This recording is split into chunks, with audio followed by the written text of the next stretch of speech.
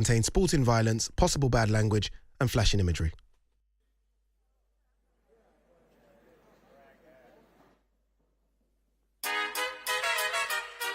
It's the Mixed Martial Arts Hour with Ariel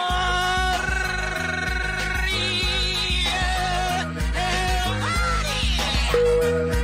Flight attendants, prepare for takeoff, please. We've reached our cruising altitude of 10,700 feet. Go ahead and sit back, relax, enjoy the flight to Dallas, Texas, home of the biggest bout of the summer, Jake Paul, Nate Diaz.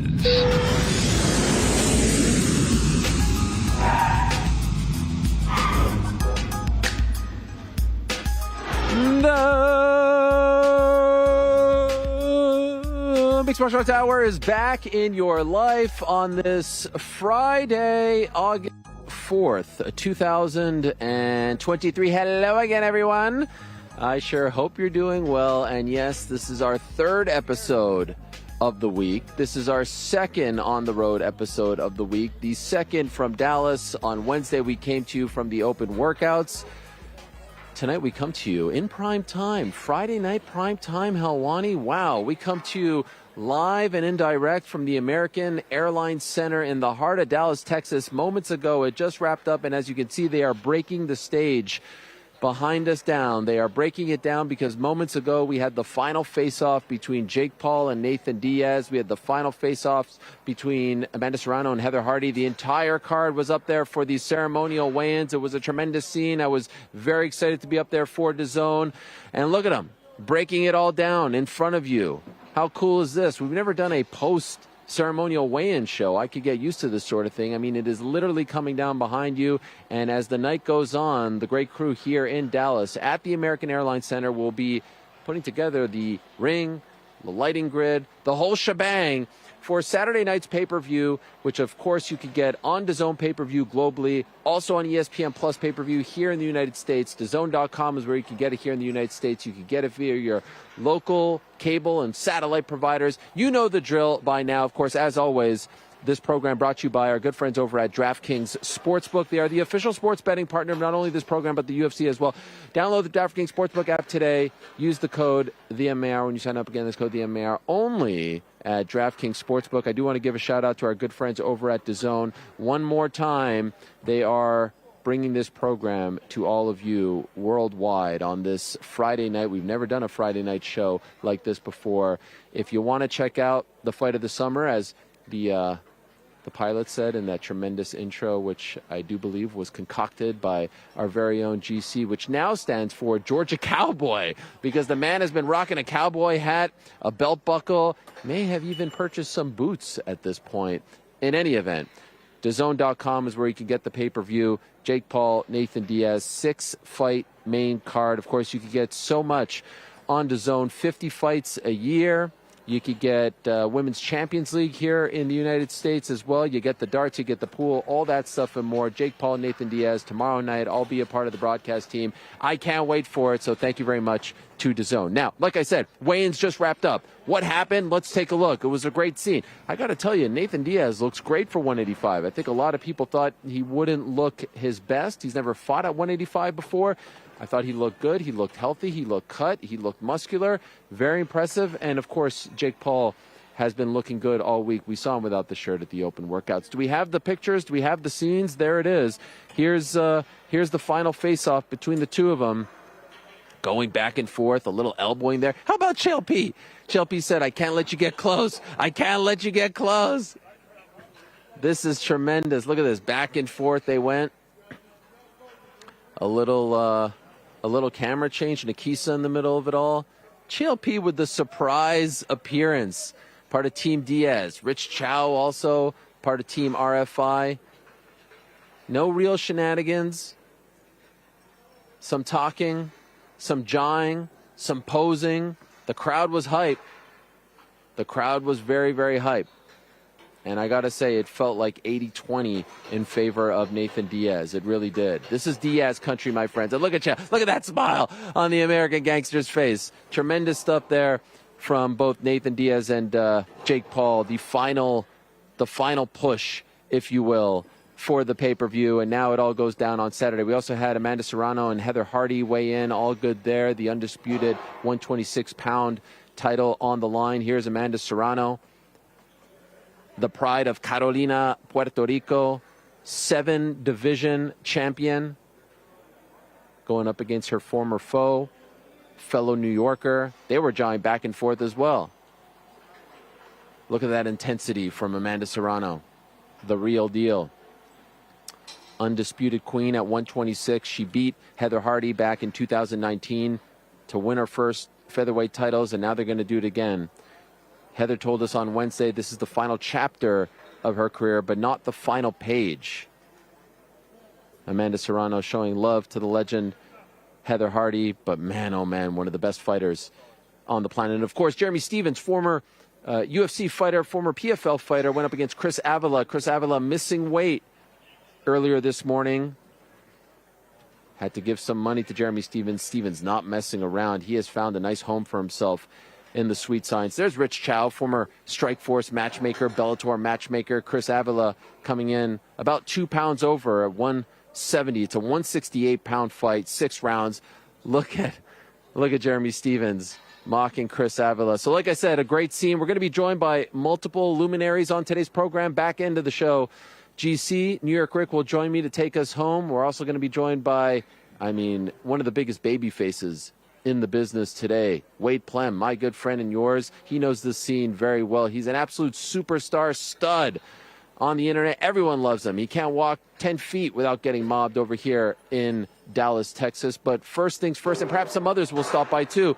Let us say hello to our first guest of the day. I saw him in Las Vegas last week. We were there, of course, for Spence Crawford, and maybe Crawford Spence. He's one of the greatest to step foot in the ring. Come on in, my friend. Here he is, Showtime Shawn Porter in the house. Golly, look at this guy. You know, the work that I had to do to get Shawn Porter on this program, golly. Toughest guy.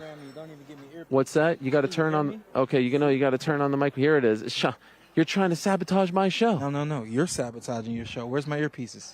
No, you don't need an earpiece. Why do you need an earpiece? I didn't know it wasn't on. You're that's true. You're such a pro. You're such an absolute pro. Thank you for doing this, my man. I really appreciate it. It's great to have Showtime Shawn Porter here with us. Can I ask, what is it like for you to go from a Spence Crawford-like fight to a Jake Paul, Nathan Diaz-like fight in the span of a week? Tell you what, if the energy, which it should be just about the same, it's kind of like being at the same event. Obviously, when you look at the level of the experience and the fight and things like that, no, it doesn't compare. But in terms of being in a T-Mobile arena, thousands of fans around the stadium screaming, Crawford screaming Spence, and then to come here and hear the exact same things for Paul and Diaz as well, I think the atmosphere is going to be a lot the same. When you first heard about Jake Paul, this kid coming over from from the Disney show and YouTube and all that stuff, and trying his hand in boxing, were you interested in this, or did he have to win you over time? I think for everyone, it's been an adjustment, even for his family. It's been an adjustment. This is what you were doing, and this is what you're going to do. And these are all of the intangibles that come with being a fighter, and I think that for a lot of the world, it's what are you doing, For me, it was just like I'm like really oblivious to social media because I don't do social media often. So I was oblivious. I'm like, okay, this is cool. And it was like, okay, this is cool. And then once people started to really make a fuss about it, I'm like, this is good for boxing. This is a no-brainer. How do you guys not get this? This guy's bringing millions of people to a sport that struggles to sell. Use it. Benefit from it. Adore it. Bring it. Right. And use it to your benefit. You know what I mean? So I've been one of the few, I think, out there from the boxing world that have said, practically from, I wouldn't say day one because I didn't understand it on day one, but definitely, by his third or fourth fight, I was saying, this is good for the sport. Let's continue to push this forward. I know I'm just asking you on behalf of the boxing community, but do you feel as though he gets more respect now because he has stuck with it? And I think some people thought he might quit after his last loss, right? I think he's practically always gotten respect from me because I understand people.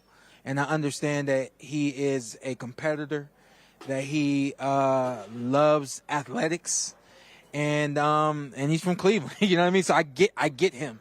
You know, and so for me, it was just like turn it on, watch it, see what happens, and then turn it off and go about your way. You know, this is what we do with sports. We're not the ones that hurt the next day. I get that he's still going to hurt. If Nate doesn't hit him one time, he's still going to hurt from the work that he's put in to get here, you know? So I think overall the boxing world started to kind of give respect after that fight with Tommy Fury. I think that people saw in the lead up to that fight how much work he was truly putting in and how dedicated he is to the sport. I think that that's what really started to resonate with people. Why did he lose that fight? Why did he use that fight? Why did he lose that fight? What didn't he do right? I honestly put the decision of that fight in the hands of the commission out there. You know, I think that. Do you think he won?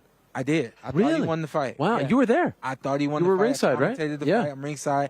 I thought he won the fight. And I just thought that overall, there has to you have to know what's in the ring on fight night, you know, and if you understand that you got a fighter who has truly never fought at this level before, and then Tommy Fury, you got another fighter who is at practically the same level, you're gonna be ready for the roughhousing, be ready for the wrestling and all those other antics. You just break it up and you let him fight. You break it up and you let him fight. And I just thought that the referee played a pivotal role. I think he took points from Paul, then he took points from Tommy, and it's just, to me, it was a mess.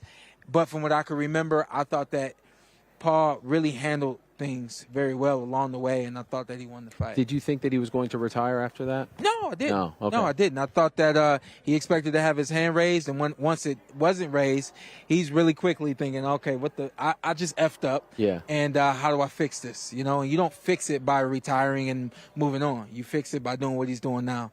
Getting in the ring with Nate Diaz. And him coming back after a loss, to me, should end all the is he a fighter or not? Because I think a lot of people thought, all right, it won't? No, it won't. Okay. It won't. It will never end. It won't. You know, you just, I don't know, maybe people haven't been fed the right way. Right. And the way you feed the boxing world, you say this kid is never going to be a world champion boxer at the elite level, but he's going to put on great performances. He's going to put on great events, and you guys need to still watch this, you know, and stop trying to say whether or not he's a fighter. Right. He's a fighter because he trains. He's a fighter because he has camp. He's a fighter because he has a boxing license. I mean, he's a fighter. Yes. You step in the ring, you're a fighter. But why is it, in your opinion, like, I feel like the vast majority of the people here are MMA fans. I feel like more MMA media covers these fights than boxing media. I don't see a lot of the same people that were at the fight last weekend. Yeah. Why do you think he doesn't get that type of attention and it's almost treated more like an MMA event? I know he's fighting MMA fighters, but it doesn't feel like the boxing media covers him. Well, I think there's more boxing media here than probably ever before. Oh, really? Okay. And again, it could be because he fought Tommy and there's this respect there now, whatever the case may be. But I think it is just that. You can't come into the boxing world and then not fight boxers and consider yourself a boxer. And I think that is the other side that's really separating him from being considered a true boxer and just someone who gets in the boxing ring. See, I think that's crazy. You know why? Because at 5-0, at 6-0, he's fighting tougher guys than most people fight at 5-0. The greatest of all time, right? I don't agree. What are you talking about? Tyron Woodley's a UFC champion. Anderson Silva, he's still tough. Simply because, you're still tough, but where's your level of toughness now? These are cage fighters. Yeah, but arguably tougher. But these are cage fighters who are no longer hungry. These are cage fighters who have gone through their best years, and they have the ability to get back in the ring or in the octagon, and that's why they're doing it. These aren't guys who are hungry, sleeping on couches, and hungrier than a guy who's 1-12, a guy that you're fighting at a club show, 1-12. There's, come on now. I don't. But there's a lot of 1-12 guys who are not hungry. Right. There's a lot of 1-12 guys who are hungry. But what I'm saying is that there's some 1-12 guys that are more hungry than Nate Diaz, who has done it all. Once you've done it all, your level of hunger just simply changes. Psychologically, it is what it is. You can't control it. So that's really interesting because I think all the pressure is on Diaz's shoulders tomorrow. And that's why I think he's super hungry. You know why? He can't go back to Stockton with an L on his record in his pro debut against Jake Paul, the Disney kid. Hey, listen, right? All respect to this event, but what did he say on the stage?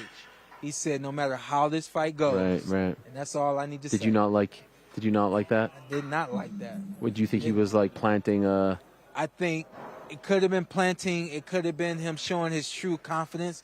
But I think more than anything, it just kind of speaks to him, his inexperience in terms of promoting a fight. You know, promote a fight saying, hey, hey, no matter what happens, this guy still sucks. No, if he kicked your ass, he kicked your ass. You know what I mean? So a lot of, the boxing luminary, I've talked to a bunch of them at this point. Eddie Hearn was probably the most vocal, where he was like, man, I saw that guy on the mitts. I saw Diaz on the mitts. Not looking good. He thinks that Jake is going to wipe the floor with him. Well, guess what?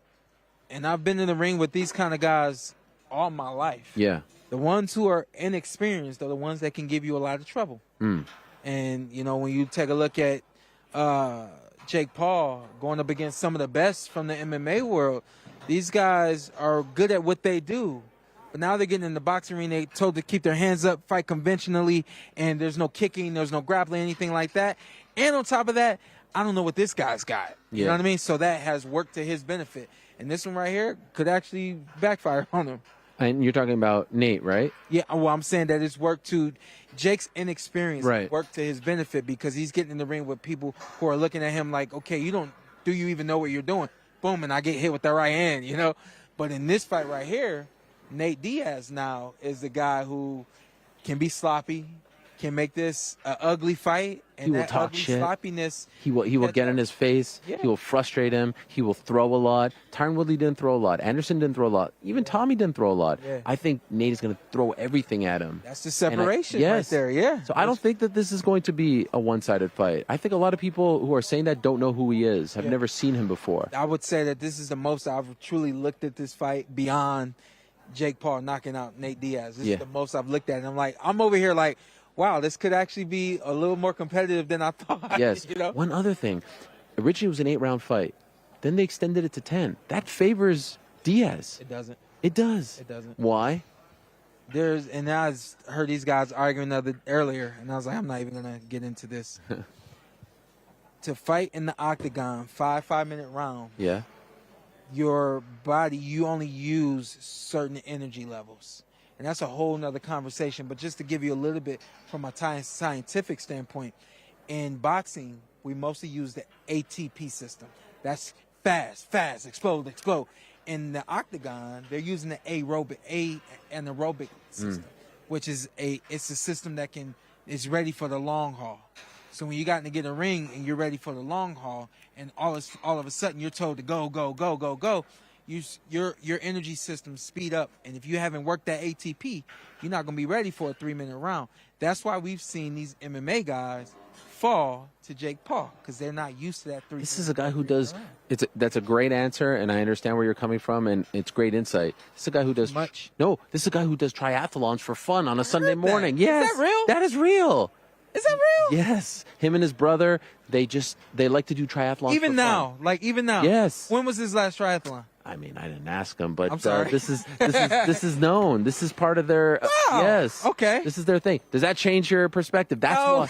Come on. That's why I say allow the it 10 to. rounds is in his favor. I think the size going into this week, I thought, was in Jake's favor. He has never fought. Nathan has never fought at 185. Highest he went is 170. Yeah. But now I look at them up there. They're kind of the same size, right? They're the same size. The obviously the makeup is much different. Sure. You can see who's been working or whatever the case may be. But I think overall, when you talk about a Nate Diaz who has never fought at 185, now you're talking about you're probably at your walking around weight. Right. And performing at walking around weight, any fighter can tell you is not where we want to perform.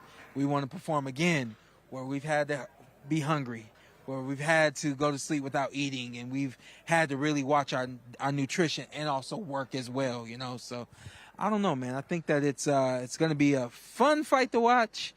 I truly don't think it's going to go long. Really? But talking to you has really... Am I changing? I'll probably be seeing some different things on the DAZN platform. Oh, I like it. Yeah. I like it. By the way, I had Andre Ward on my show. Andre Ward has been trained. He has trained, not anymore, obviously. He has trained with the Diaz brothers in the past, and Nate in particular. And he said that Nate was one of his toughest looks as a southpaw that he ever had in sparring.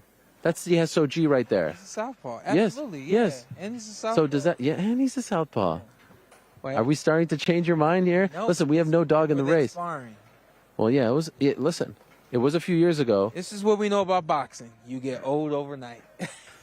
Yeah, but he's a debutante. First time. Oh, who? A debutante. What the hell is a Debut. He's a rookie. Yeah. He's a rook. This is pro debut. Débutant? A débutant. It's a Francais word. Yeah. What? You've never heard of that word? No. Like debut? Yeah. So Is a- that's the full word. That's the And first. It's a French word. Yeah, it's a French Never word. knew that. I'm from Canada. Yeah. So I speak French. Yeah. Pas français. Yeah. You know that? See. Yeah. There was supposed to be a big fight in Quebec City. What a stretch in boxing. We were supposed to have Better Biev fighting Smith, but he got, I don't know, something wrong with his teeth. You heard about this? No, I did not. Yeah, he's the man. Wow. So that fight was about to happen too, huh? August 19th. Wow. Yeah, man, we're on a crate. Next week on DAZN, Dillian White against AJ. Yeah. And we got Canelo coming up September 30th. This has been one of the best years for boxing in quite some time. Would you agree? I would agree. I think that boxing, I think that this is a true wave. I don't think this is a 2023. We got all we One want. off. It's just gonna continue on, man. This is the new wave for boxing. What changed? I think the timing. What do you mean? Timing has become perfect for boxing, where a lot of guys are reaching this level at the same time. Whereas before you had guys, so I call them quads. Every Olympic year, every 4 years, you have a quad. You get a plethora of fighters who are going to become champions. It's going to take them upwards to 6 to 8 years to get into that title contention world. And I think that now we've come into a wave that's going to continue, where guys are around the same age, are doing the same things around the same time, and this wave is going to continue. You know who's to thank for this wave that you're speaking of? I think me. Okay. I was going to say Jake Paul. Oh, Jake Paul made it happen. Say Showtime. No, and listen, you're a part of it as well. But, you know, Jake, he says he's infused some life into boxing. Yeah. You know, do you agree or disagree? I disagree. Okay. Respectfully, I know he's paying my bill. You know, he's Well, the zone is. meeting my quota. But no, I do think that this is not his doing. I think that this is just, again, this is where the timing of boxing has gotten us. You know. You know who may deserve a thank you? Tell me if you think otherwise, and I don't know how much you pay attention, but the sport of mixed martial arts. The way the sport is structured, we're getting the big fights, and there's no dancing around, and there's no networks, and it's usually, you know, the UFC is the top league, and everyone fights everyone, for the most part. Yeah. Do you think it's possible that boxing looked and said, hey, look at how well they're doing? No. Okay. Take a look at, let's be honest, Yeah. take a look at boxing. Has boxing changed in the last 20 years? But now we're seeing, like, more co-promotions, undisputed championship fights. Because the fighters are the ones to thank. They're making it happen. Fighters are the ones to Good. thank. Good. Take a look at Errol Spence and Terrence Crawford. Errol was told, move on. We don't need this fight. You don't need this fight. Move on. And he said, no, this is the one I want. You know, he forced that fight. When I fought Terrence Crawford, everyone's telling me to move on. I'm like, ain't nobody else I want to fight. You know, you take a look at Ryan Garcia. He really forced the hand of Golden Boy to make that fight happen. You know, and I think that wave is going to continue. These fighters are realizing, if I say something, I can actually get what I want. If I say I'm not going to do anything else, and that's what's happening. The fighters are the ones to thank. Who does Terrence fight next? I don't know.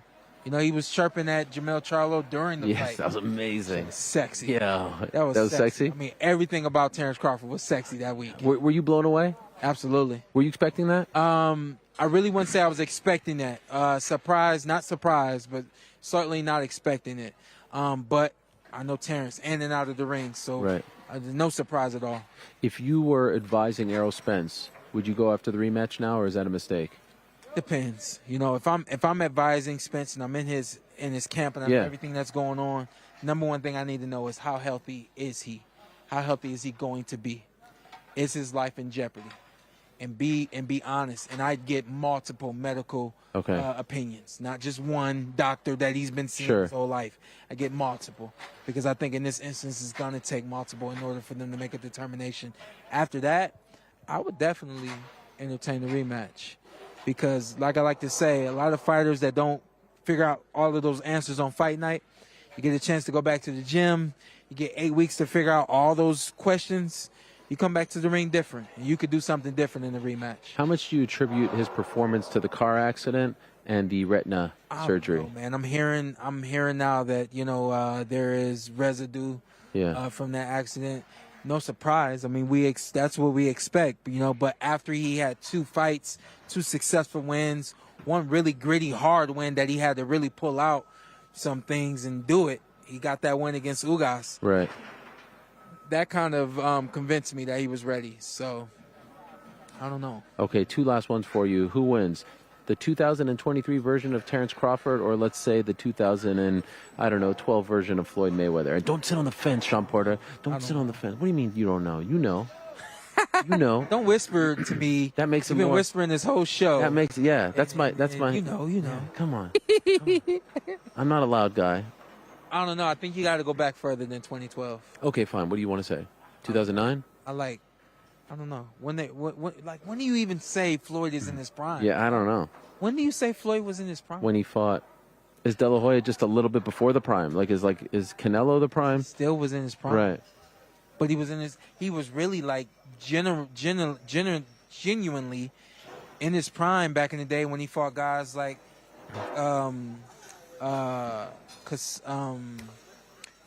Castillo and guys like that. He really was in his prime even back then. You know? So you're going to sit on the fence, huh? I don't know, man. All right. That is a 50-50 fight. Tell us what your podcast is. What is it called? The Porterway Podcast. It's good stuff. I We was talk. listening to a lot of it leading up to the Spence Crawford fight. It's boxing from a professional fighter's perspective, and of course that entertaining, fun twist. I love to have fun, and my co-host he loves to have fun, and then anyone we bring in, man, the number one thing. And when I bring on guests, I tell them, yo, this is loose conversation. We're just here to have fun. Don't tighten up and expect Q&A. Yeah. We're gonna be all over the place, but at the end of the day, we're gonna get somewhere. I love it. It's an honor to work with you. I look forward to it tomorrow night. This man, Shawn Porter, is going to be a part of the broadcast on DAZN alongside many luminaries, and we'll be talking to a couple of them throughout today's program, but he does a tremendous job. He knows his stuff, and I think I may have gotten him to change his pick. I think he's going with Diaz now. I feel like I convinced him. No. Okay. I'm still wondering who the hell convinced you that whispering was okay. Oh, yeah, this is the way I speak. No, that's messed up. You don't like that? Well, you want me to talk like this? Oh, we're here in an empty arena. Your email whispered into mine. Yeah, and that's why I didn't get it. And that's why he did not respond. Shawn Porter, you're the man. Thank you so much. Man. Much love to you. You could just walk off. What are you guys saying in my ear over there? What was that? Yeah, which one? Thank you so much, Shawn. All the best to you. I'll see you tomorrow. We're talking about DAZN. All right, this episode, guys, a reminder, is sponsored by DAZN. On August 5th, international superstar Jake the Problem Child Paul and combat sports icon Nathan Diaz will finally settle their growing feud. Was I whispering too much, Frank? What's going on over here? I didn't think so. Over 10 rounds at the American Airlines Center in Dallas, Texas, live worldwide at DAZN.com. Paul will be out for revenge, of course, after his loss to Tommy Fury. Diaz, the legend himself, the pride of Stockton, making his pro boxing debut. What a scene it is going to be. And, of course, you can watch it on DAZN via DAZN pay-per-view and via DAZN.com this Saturday, August 5th. You can get Women's Champions League soccer, pool, darts, and much more with monthly prices starting at $19.99. Again, watch Jake Paul versus Nathan Diaz Saturday, August 5th, live exclusively on DAZN pay-per-view. Sign up at DAZN.com. All right, let's go to our next guest. I want to go to Alycia Baumgardner because she has been waiting for us, and she has been very patient in doing so. She is an absolute legend, one of my favorite fighters to watch. What a great honor this is going to be. A force, a tour de force, the pride of Michigan, killing it right now in the sweet science. Hello, my friend, Alycia Baumgardner. Thank you so much for joining us. This is so lovely. How are you? Feeling very undisputed. How are you? Yes, you are the undisputed. Did I not say that? You did. Okay. You are the undisputed queen. Yes. I thought you actually ditched us. That's what they told us. Did you ditch us and come back? Because you're wearing like running shoes now. So now I'm like. Some heels get They do, yes. hurting, so I'm here now. Thank you for being here. Actually, I saw you for the first time. I met you for the first time in Dublin. We were there for the Katie Taylor-Chantel Cameron fight. That was incredible. And now we're here, obviously, for the Amanda Serrano fight. And you know, obviously, Jake Paul, Nathan Diaz. But I feel like you have your eye on that Serrano fight. I was talking to some of the guys on Wednesday about my dream fight for Amanda Serrano. I will admit, I'm a big Katie Taylor fan. I enjoy watching her a lot. I think she's a legend. She did a lot for women's boxing and continues to do a lot. And I said to everyone, okay, we're going to say on the count of 3. What's your dream fight next if Amanda gets by Heather Hardy? What's your dream fight for Amanda Serrano? We all said 3, 2, 1, and we all said your name. That's the fight. That's the one, right? Do you agree with me? I do. Okay. I do agree. I think that's an excellent fight. I think it's a fight that's going to show pedigree. It's going to show levels. It's going to show the good old fighting, Yes. good old boxing. I think that's what that fight will show. Okay. Is there a chance it happens next? Absolutely. I think anything. You feel can happen. confident? Yeah, I feel like anything can happen in boxing. I know that I do have a mandatory, but of course, we want the super fights, as Right. Eddie has mentioned before. So Amanda Serrano is next who we want. Okay. And I'm assuming this would be at 130, right? Yeah. Yeah? You don't have any interest in going to 126? I don't. Okay. But I mean, it's still an option. But I like 130. I Yes. think Amanda can come up and we can fight for that. Okay. Now, I think that she is due for a big fight in Puerto Rico. They have a new stadium there, a new arena there. She's a big star there. How would you feel about defending your titles, but in Puerto Rico? I think where I'm at in my stage, I feel like that fight deserves to be in a bigger venue. I think a Vegas or New York. I think that brings more fans from everywhere around, and not so much just Puerto Rico. Okay. I don't mind it. I think that would be a hot crowd. That crowd would be intense. What, you think so? Oh my gosh, I just watched a pro wrestling event there, a WWE event. Okay. Bad Bunny, you know Bad Bunny? Yeah. He competed. It's one of the hottest crowds that I've ever heard in my life. And I think that if there's a scenario where he walks her out, like that place will go insane. Maybe you get, I know as the champion you don't want to necessarily go to enemy territory. I get that. But I just think where would be the biggest spot for that fight? I feel like it would be there. You think so? Over Yes. New York? Yes. Okay. And it's a brand new stadium. Yeah. And it's huge. It's like 19,000. Do you hate this? Do you hate that I'm putting this out there? No. Okay. I mean, I think I'm not aware that they actually have a stadium. Yeah. So, I mean, that's pretty dope. But I mean, I'm gonna keep it in the back of my head. Okay, all right. Now, I asked her about this on Wednesday, and she was very non-committal. Do you think that she has interest in fighting you? I don't think so. Why not? I think she understands where she's at right now in her career and what she's able to do. And right now, she's focused on the rematch with Katie Taylor. She wants to get her bag, and I think she wants to make her exit out. And again, I think her team as well. They don't want a young bull in there with her. I'm hungry. Yeah. I'm young. I'm 29. I'm in my prime. I got a lot of power. Right. And, they want to make sure that their fighter can leave the sport in one piece. So the problem with that is Katie Taylor, of course, is fighting November 25th against Chantel Cameron. It's a tough fight. It is. It's a very tough fight. And, of course, it didn't go her way. It was a close fight. We were both there. But I think the right person won. I was blown away by Cameron. If Katie loses again, could happen, don't you kind of feel like the Serrano rematch doesn't have the luster anymore? It doesn't. I think that fight was a one-time fight. I think with women's boxing, we have so many big fights to make, like a Katie and Amanda. But why not make? Let's spread it out. Yes. Right. That's what I'm saying. Yeah. Let's you have versus Amanda. Yeah, me and Amanda, or me and Katie. I want a piece of Katie. Why? Respectfully. Why is that? Because of who she is and what she's been able to do for the sport. I like her style of fighting, and I think styles make fights. And just to share the ring with her and just to see where I'm at. Yeah. Really, really will show where I am. Do you think Eddie would want to make that fight? I mentioned it plenty of times to him. What's his See response? why not? Sure. Yeah? I think so. I think it's very limited with the women right now. We only have a handful of women who are undisputed. And, with the weight class for where they're at, we're able to go up and down. Sure. So why not make this fight? It's interesting that you say that. I do think we're seeing, obviously, a lot of undisputed fights on the male side of things as of late. Obviously, last weekend. And, we've got another one coming up September 30th. But I just feel like the men are more eager to make the big fights, even undisputed or not, Tank Garcia, etc. And I kind of feel like they saw you guys have all the big fights and the undisputed fights, and you're holding 4 belts. And I feel like the women kind of led the way in this regard. Do you agree with that? We definitely led the you way. Yes, you deserve the credit for that. Yes, we did. And I think women's boxing we put boxing on our back for like the end of the year last year. Yes. Like, we were really, it was going. We were moving, we were selling out, we were making noise, and we continue to do that. And so as we continue to do that, we need to make these big fights. Did you ever take a look? We obviously cover a lot of mixed martial arts here. And let's be honest, as far as women and the respect that they get, like, I think MMA was a little bit ahead of boxing with Ronda Rousey and all the big fights. Like, you would have big UFC cards with 11 male fights and then 2 women at the top, and no one batted an eye, no one said anything. And the UFC deserves a lot of credit. Obviously, Ronda Rousey and Gina Carano before her. Did you ever look at all that as you were coming up and saying, like, I hope this happens in my sport too, that I can get an opportunity to headline big cards where it's not just an all-women's card or a smaller show? Like, I want to be on the big shows and the big stages. Did you see what MMA was doing? Did that give you hope about pro boxing? Yeah, absolutely. I saw it. You know, I saw the way they promoted the women. I saw that they were main events. I saw that there was co-main events. And it wasn't something out of the norm. This was normal. People were coming to see a combat sport.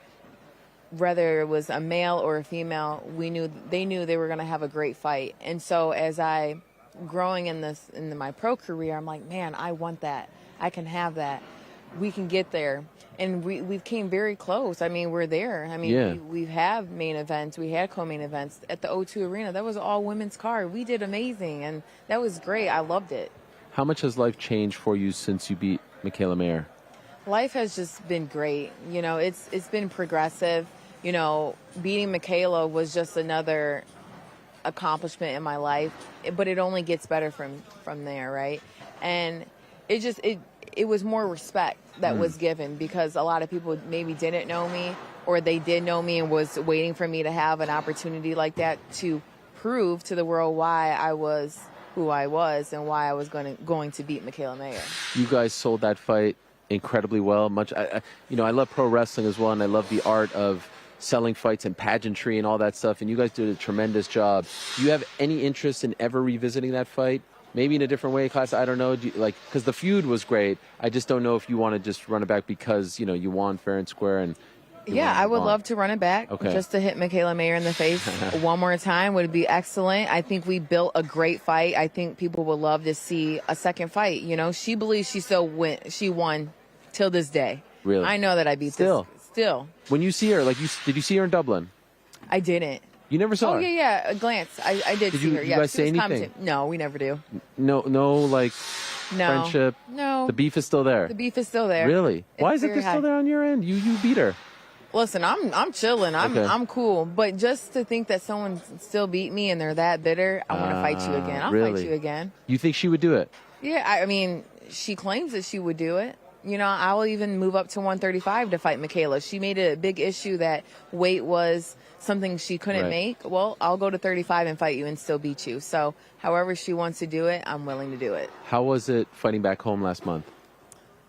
Everything. A dream? You know, your homecoming fight is something that you look forward to. I know there was like some homecoming juju on everybody. I'm like, that's not going to happen for me. This is my moment. It was a fight that I was able, for the first time, I had peace. It was quite weird at first because I'm like, am I supposed to be like a little nervous? But I was at peace. My family, my friends came out. It was a great show. I'm fighting Leonardo too, the girl that gave me my first loss. Yeah. It's coming around full circle. I'm a completely different fighter. I'm the undisputed champion. Everything worked in my favor, and it was just a great time to reflect on. By the way, is Clarissa really fighting Keith Thurman? What is going on here? I don't know. I saw you believe that. This I'm stuff? like, social media will sell you a dream. Yes. Okay. This can't be real, right? Listen, I saw Keith talking about it being maybe a charity event. So. Do you have any interest in this? No, I don't. No. I don't think that Clarissa needs to prove herself to anybody. She's already proven enough who she is in the sport, and I think, fighting Keith Thurman, what does that do? Right. What are you trying to be? Are you trying to be superior? Are you trying to compete with the man? I'm never trying to compete with the man. I know my position, and my position is a great one, okay, because I'm a queen. Yes, well said. Just a couple more, and I'll let you go. This has been great. I've really enjoyed this. Shadeja Green is fighting on this card tomorrow night. I think she wants maybe Savannah Marshall and then Clarissa. Can she beat a Clarissa Shields? Anybody can beat anybody. I think Shadeja has been waiting for this moment for herself. As a fighter and as women, when we're given the opportunity to take advantage, we've been fighting for a long time. We've been waiting for that time. So I think Shadeja, she's hungry. So I think how she looks in this fight, can potentially get a fight with Savannah and then Clarissa. You have to go through the opponents that Clarissa fought to get to Clarissa. She's not just going to give you a fight, that's for sure. Fair enough. Okay, so when are we seeing you again? Are we going to see you again in 2023? Or you are going to see me really? Again, yes. Okay. So I want to be out in fall. I want to be out in October if we can. I like to stay busy. I'm in the gym, always active. So if we can get back in October, I would love it. Okay, and who's the dream opponent? Who's the dream/realistic opponent for October? Honestly, I have my mandatory, and we know who that is. That's Choi. I've been wanting her for quite some time. You know, she kind of had messed some things up, but now she fought when I fought. So I'm like, why not fight her? You know, for me, that's another great performance to show the world. I love it. Okay, and perhaps back home? And back home. Oh, maybe, yeah? Honestly, I want to go to Vegas. Okay. I want to go to Vegas. T-Mobile? MGM T-Mobile, Grand? yes, Okay. MGM Grand.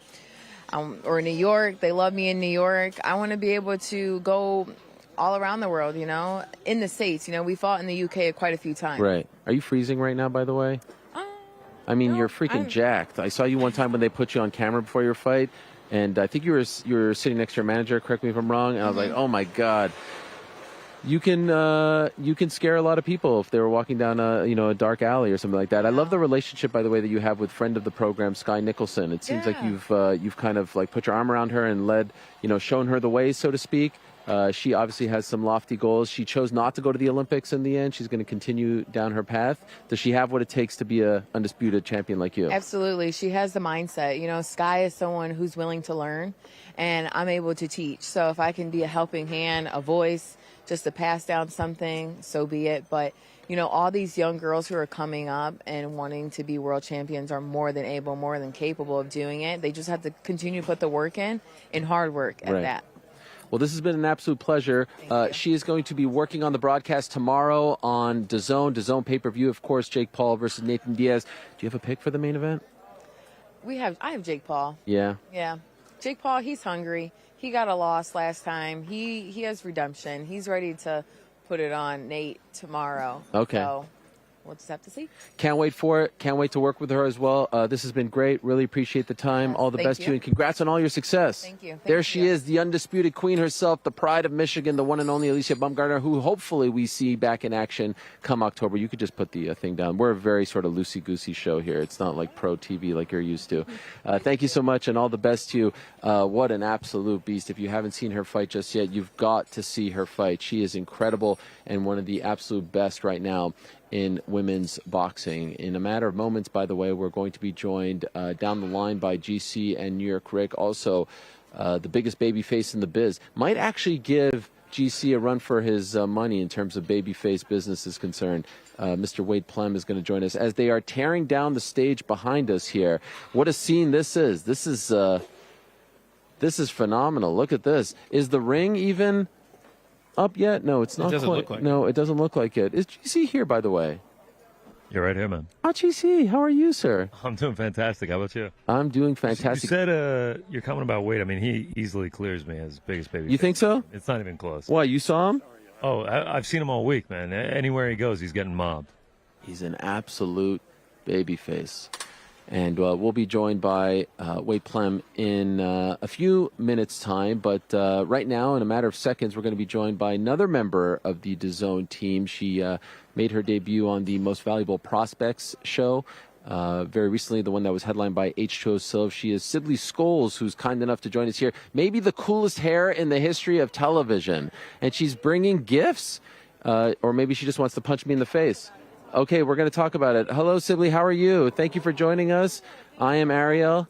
Is everything okay? Do you like the way you look? Okay, you have to talk into this. Have you talked into a microphone before? This is my first day on the job. Okay, welcome. Never done this before. Wow. No, it's great to sit with you. Yes, Everyone's this is tremendous. Like, this is big time getting up there to talk to you. I don't know about this. I don't know if you noticed, there's no one here. They're tearing down the set. This is as small time as it gets, Sibley, okay? The Waynes were big time. Level. Yes, this is it. By the way, what's going on with your teeth? Holy smokes. Jewels. You have They're jewels? Not dirty, people. My teeth are not dirty. Can we see? Said it like I had what? No. broccoli and No. Wow. Yeah. Real? Do you want some? I'm kind of blown away by them. They're not. I mean, they're Swarovski crystals, but they're not drilled into my teeth. How do you keep them there? They're bonded like braces. No way. How many? I have a lightning bolt here. I have 2, so 4. 4. And the nails are Yeah, wild. the nails, listen. And the hair as well. Yeah. It's just the whole vibe. Trying to keep it together. No, I love it. I love everything about I it. just got into Dallas, so I'm excited. From where? From LA. Okay, LA. Yes. Now you do work for the Raiders as well, the Las Vegas Raiders. I work for the Las Vegas Raiders. I'm the in-game host going on my 3rd season with them. Okay. As well as I host a show called Raiders Talk of the Nation. It airs on NBC in Las Vegas. So a lot So if you live in LA, how do you work for? You just go for the games? I mean, shout out to the Raiders. They take care of me. Look They at send you. me over PJ? there every week. Yeah. Oh yes. Wow, you got the PJ. They gave me flight lessons and everything. Really? Okay. You know, maybe season 5, Just 6. you say it, then people run with it, and then they expect it. If we're going to be in business with Sibley, You said it. you need a better agent if they're not asking for that type of treatment. Do you fly on a PJ? No, I do not. I do not. We're both screwed. Yes, we are both screwed. I'm last row, the ones that don't recline with the bathroom in the back. So I'm just a very no frills kind of guy, Sibley. I'm just very down to earth. I don't care. I'm here to work. I've been here since Tuesday. Choo Choo Tuesday. That's how long. Tuesday. Yes, that's how we say it. I'm Canadian. I'm not. Yes, you just got to come in. Literally like 3 hours ago. Did you see the weigh-ins? No, I didn't get to see them. I was looking online, though. Okay. Because as soon as I landed, we hit that beautiful Dallas traffic. Oh, so you missed them. So I missed it, but I was on the phone checking everything out. I've been watching your live stream. Okay, I've been checking okay. out. I posted about it so people can. You did. Yeah. You gave us the rub. I want everyone to see what I'm doing with my life. Of too, course. And recently you worked on the Most Valuable Prospects card, right? Yes. What was that like for you? Did you enjoy it? Have you always been a boxing fan, or is this a new venture for you? So, shout out to all the people over at Craft Boxing. Love working with them out in Calabasas. There's a great facility out there that I boxed pretty much the last 10, 12 years of my life, me personally. Not You've in boxed. the ring, but I bought, yes. To I boxed. train? I'm ready, yes. Wow. Boxing. Okay. I love it. It's something that I enjoy watching all the time. But to immerse myself into the sport now, this year, totally has been a game changer. It's been nice. They've opened yourself, everyone's open arms welcoming me, which is, not always how it goes, depending on where you're at. The last 8-9 years I've covered just solely entertainment, red carpet events, different things. And so now, the last 3 seasons with the Raiders, then getting into this and with MVP, it's been an eye-opening experience. But I've head down, practicing, learning, growing, and getting in there. So can you rank them for me in terms of your favorite type of person to interview? Fighter, football player, entertainer? Oh, you can't make me rank Why? those. No, I can I guess? Can I guess? Okay, go ahead. I kind of feel like the fighter is going to be the most raw, open, and honest one, right? Well, immediately following a fight, yes. Yes, As soon as the match and is even over, building that's it up cool. because they have to promote themselves. They're in the business of selling themselves Yes. pay-per-views. They can't rely on the team. Then I feel like the football player will be number 2 because, no, really. No, Interesting. I'm just listening. Okay, well, you made a face. You made a face. And then I feel like there's so many PR people and handlers with the entertainment stuff, and it's just Yes. it's hard to get to the real person. What I enjoy in the boxing world and mixed martial arts as well is that I can come 2 days earlier, not for this specific fight because I'm doing more entertainment side and getting back to my roots of celebs and Okay. who's here. But I love that I'll come 2 days early and get to know the fighters, get to know their families, and do the interviews there before I have to step into that ring. Okay. And, talk about who the winner is and where they came from. Because I haven't known the sport like everyone else has known it so, wholeheartedly, I have had to use my strengths of understanding a human being and why they decided to put themselves in that ring and put their body through Yes. something. So I go through the heart first, get their information and their family, and just study them for 2 days. And you can't do that in interviews and entertainment. Right. Sometimes it's like go to the red carpet, watch the movie, and you get 2 seconds. And like you said, the PR is like pulling them. Right. And then in sports, I was born and raised a Raider fan, so I've been watching football my whole life. It's just sometimes, it's surreal, those moments. But I feel like boxing is so cool to be able to get to the heart of that fighter and to know their families or friends or anything, and to watch them put everything on the line and then talk to them afterwards. Yeah, it's an amazing feeling. It's cool. Are you an MMA fan? I am. Really? Yes. Okay, who's I your am. favorite? Okay, so wait, listen. So I was doing something before I was doing this. I was working on Lights Out, and I was doing. That's actually where I started working with afterwards with Jake Paul and Okay. and promotions. I was doing post-fight interviews. Had no idea really what I was talking about. That's the honest truth, because I'm a fan of sport, but I didn't know, like, you know, a guillotine, like, Right. somebody down, but I studied my butt off. Nice. That's Shawn Merriman's promotion, right? Yes. The former Charger. Yeah, so he gave me my start in that spot in the MMA, and it kind of just picked up from there, and so it's been great of just learning and understanding, you know, the front, the back, and everything that has to do with the sport. Who is, in your opinion, if I could interview people for the rest of my life, I will be a very happy man. I don't need anything else. All I love to do is interview. That's why this show is called the MMA Hour, and it's 4 hours long because I just love interviewing people. 4 hours, sometimes 5, sometimes 6. No breaks. We just keep going every Monday and Wednesday. Not really. You have a Celsius. I mean, it's here. Do you want one? Sure. Crack it open. Can okay. we have those? Yeah, absolutely. Are you thirsty right now? Yes. We go crazy here. Who is the greatest interviewer of all time in your opinion? Cheers. Oh, interviewer. Who's your Anthony Bourdain is someone. May he rest in peace. Yes. To him. I am someone who got obsessed with him in the early days, you know, Kitchen Confidential, and just, you know, it's unfortunate what he was fighting himself with, you know, and had to go through. And to anyone that is feeling that, please, you know, talk to someone, and there's always help there. He was so instrumental in me taking a step back and really listening to the person that I'm interviewing, as opposed to stepping on toes or trying to just get these questions done. It was more so he would have a conversation with people, and I think that's why so many people flocked to that show to watch what he was all off the cuff, Yeah. nothing scripted, conversations. And that's always what I tell people. People ask me, like, what's the key to a great interview or to interviewing? And I say, if I'm going out to eat with you, I'm not bringing a sheet of questions. No. We're talking, we're listening, you're asking a follow-up, I'm asking a follow-up, and those are the best conversations. And that's essentially what Anthony Bourdain's show and style was. Real life. Yes. Real That's a great life. call, That's Anthony what we're Bourdain. doing. Yes, that's what we're doing. We had nothing planned. We had absolutely nothing planned. Do you want to try the Celsius? You Yes, can I have wanna it if try you'd it. like. No. Sibley Scoles here. Fantasy vibe. Here we go. Yes. Let us know how it is. Blown away by her teeth, her hair. I mean, the whole thing. There's a lot of them, you know. Yeah, there's a lot of money up teeth. here. There's a lot of things this on is them. great. You enjoy it. Yes, you I'll can take have a that. case if you want to send me No some. problem. What is that, by the way? I was going to say, should I talk about my duties tomorrow? Please tell us what you're doing. What are you doing on the DAZN pay-per-view? The DAZN pay-per-view. Excited to be a part of it, by the way. So Nate and Jake have both signed these gloves. We're doing giveaways. There's going to be a chat function. Okay. So it's streaming, it's on pay-per-view. Anyone who's at home watching it, make sure you get involved. The first thing you see of me tomorrow during the fights is basically letting you know this is our live stream. You have the capability to chat with us, and we'll read some of the things that you have to say. We want to make sure everyone at home is involved with the fight and what's going on. And like I said, this is one of the giveaways, so make sure you tune in because... How does one get it? So I don't know the exact games yet. Okay. That we're gonna play, Got it. All right, I just got here. That could be worth a lot of money one day. Right? Yes.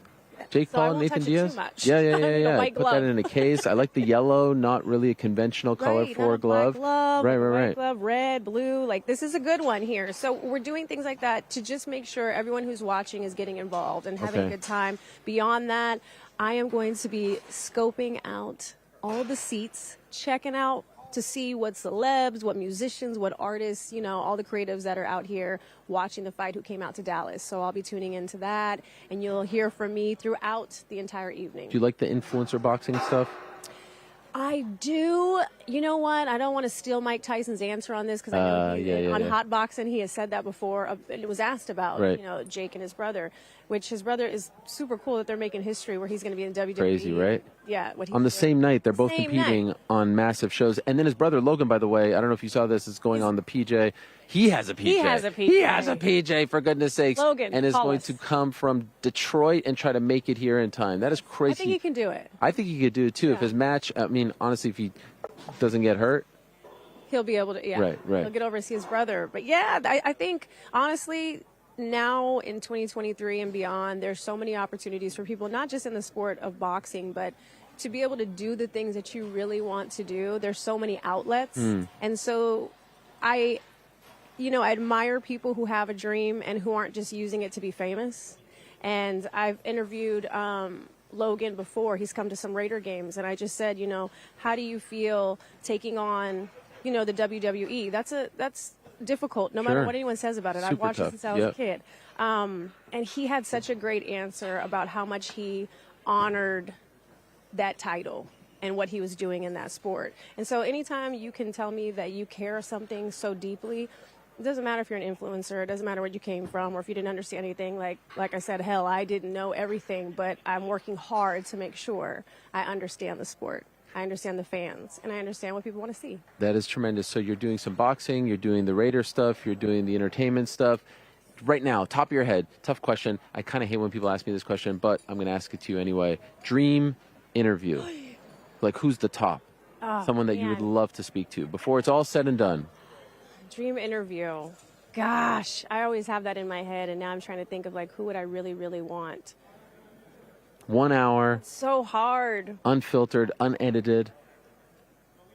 Gosh, there's so many people that I would like to sit and talk to. I think Dave Chappelle. Oh, man, that would be a great one. Be someone I'd like to talk to just because of where he came from and what he's doing now and how he's changed the landscape of the way comedy's delivered and storytelling. I think I would really like to sit with him.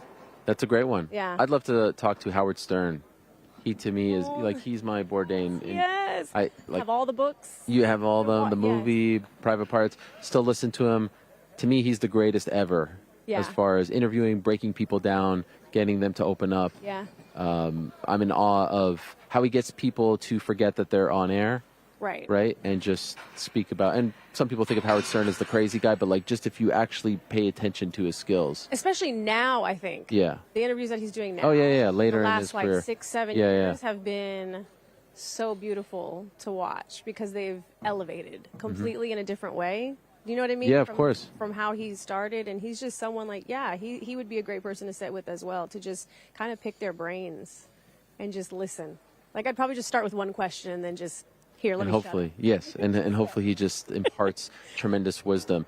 This has been a lot of fun, Sibley. So great to meet you. It's rare that you get to meet someone like literally live on air and not speak beforehand, but very excited to be working with you. Big fan of your work. You're doing tremendous stuff, and it's an honor to be a part of the team with you tomorrow here on DAZN Pay-Per-View. Again, she's going to be all over the place, and perhaps if you're watching as well, you can win that glove signed by Jake Paul and Nathan Diaz. It's going to be amazing. And if you are watching on DAZN Pay-Per-View, just make sure you check out the teeth. Can you switch them? Can you do? No, you can't do that. It's unbelievable. So happy I brushed my teeth today. Oh my God, a lot of emphasis on your teeth. I mean, I can't stop staring at them if I'm being honest. It's like there's a lightning bolt there. Your teeth are ready. It's time. You think I should do it? Yeah, it's okay. time. All right. I might consider it. You got to do it. Thank you so much. Everyone, do it. It's Much fun. love, and we'll see you tomorrow. Thank you for stopping by. All the best to you. You could just put the microphone down. It's very raw here. It's very like flowing, and enjoy that. Yes, deuces as well. Welcome to Dallas, by the way.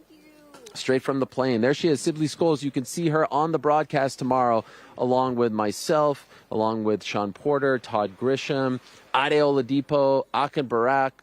Who else? There's a couple other guys that I've been told. Oh, Dan Hardy, legend, the outlaw. Dan Hardy is going to be involved as well. And how about this, my friends? Oh, alert the masses, alert the masses. The biggest babyface in the biz is here. Oh, my God, everyone loves him. I mean, he pretty much built this whole scene. Every time I see anything regarding the whole influencer scene, there's only one man and one man only who's the authority, the voice of the people. My good friend and yours. I was just on his show. Now he's on my show. But let me tell you something about his setup. One of the all-time great setups. The one and only Wade Plem is here. Now, is it Wade Plem or Plemons? So Plemons is my full name. Thanks for outing that, Ariel. Appreciate it. Well, I mean, I've seen it out and about. What do you have, a stage name? You're that big time? It's the stage name. Why'd you change? My full name. You want to know my full name? Yes. Taylor Wade Plemons. Really? How about that? Yeah. Why'd you do that? Shout out, Mom. Love you. Yeah. I didn't do that. She did. I have brothers that name starts with T. We got confused as kids, so Wade went made with Wade. sense. Yeah. And then Plem instead of Plemons? Plem instead of Plemons. It rolls off the tongue a little bit, Yeah, I think. I like it. You know I'm a big fan. I do. You're doing tremendous stuff. Appreciate all the love you showed to me. Of course. Means a lot. It was great to be on with you and Ade yesterday. That was awesome. We had the nice little round table, the debate, as you called it, about not only this fight, but everything. And you're going to be working on the broadcast as well tomorrow. Man, you got a tough freaking job. Yeah. Whole card. Yep. Start to finish, prelims, main card, play-by-play, you and Darren Barker on the DAZN Pay-Per-View Legend, Global by the feed. way. Yeah. This is a tough assignment. Yeah. How many times have you done play-by-play? I did my first one ever for Creator Clash. Do you know what Creator Clash is? Come on. I didn't know. I know you locked in, man. I know. John Hennigan? My guy John Hennigan. Yes. So I did the first one, though. Yeah, you did the one last year. Yeah, right, so right, that was my first time ever. Okay. 10,000 people in the arena. Unbelievable. It was the scariest thing ever, but I enjoyed it. It was great. Were you super nervous? Of course. Yeah. Can I be honest with you? Yeah. I won't do this here, but I did it on this broadcast. I had to go out and take a shot. No way. I did it just to calm down. Yeah. Okay. So beforehand, I did that, and then I ended up losing my voice. No way. So you think because of the shot? I think so. Wow. I don't think alcohol's the best for you before you do it, but it was a great time. I did that one, and then I got the color commentary gig with DAZN, which I enjoy as well, and Todd Grisham, who.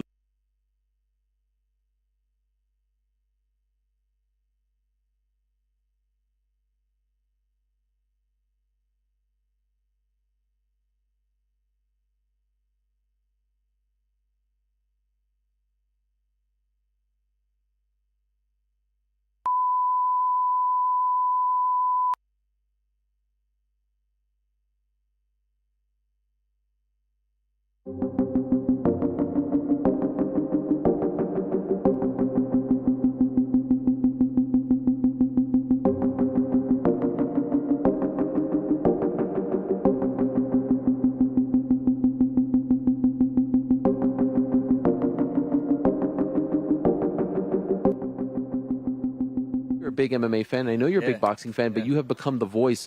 And so I'm wondering, how did it all start? And what made you think, you know what, this guy's doing this covering this, covering that. Let me be the voice for this particular lane. Yeah. So the way my YouTube started, I was doing commentary, like watch parties for the MMA cards. What year is this?